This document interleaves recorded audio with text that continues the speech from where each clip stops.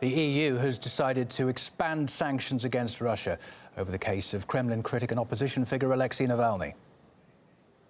In response to events around the situation of Mr. Navalny, we reached a political agreement to impose restrictive measures against those responsible for his arrest and sentencing and persecution.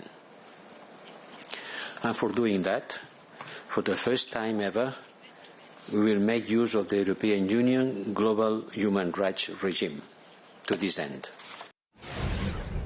Hey, live to our Europe correspondent Peter Oliver in Berlin. Hi again, Peter. We saw this coming, didn't we? Do we know much about what's in these new sanctions? Hello. Well, we certainly know why they've been put in place.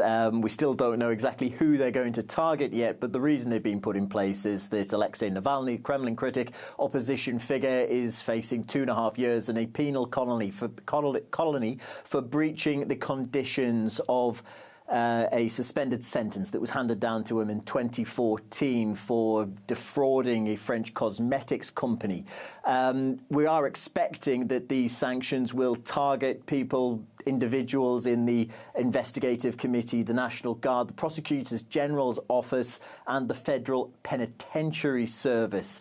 Now, Josep Borrell, in making the announcement of these new sanctions, he said that, and it was the opinion of all of those that were gathered, it's worthwhile mentioning that this was a meeting that's been going on all day between the foreign ministers of the 27 EU member states, as well as the US Secretary of State, Antony Blinken, who was joining them down the line from Washington. They said Russia had been acting like an adversary towards the European Union.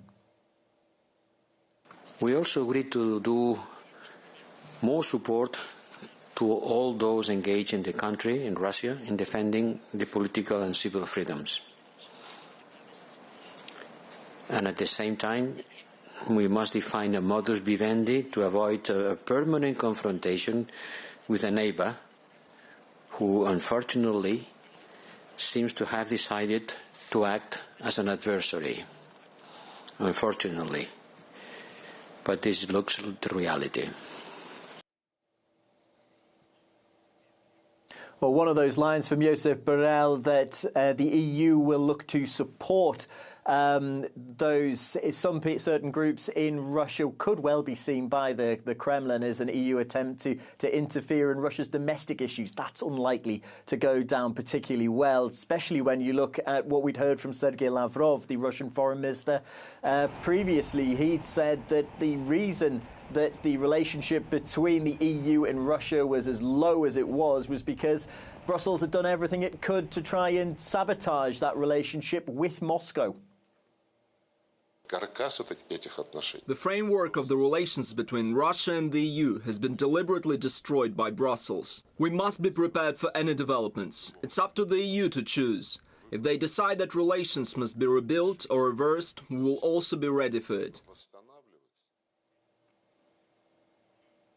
So, new sanctions against Russia announced by the EU High Representative for Foreign Affairs, Josep Borrell. He said that we'll know in around a week's time exactly what these sanctions will entail, and perhaps more importantly, who they will be targeting.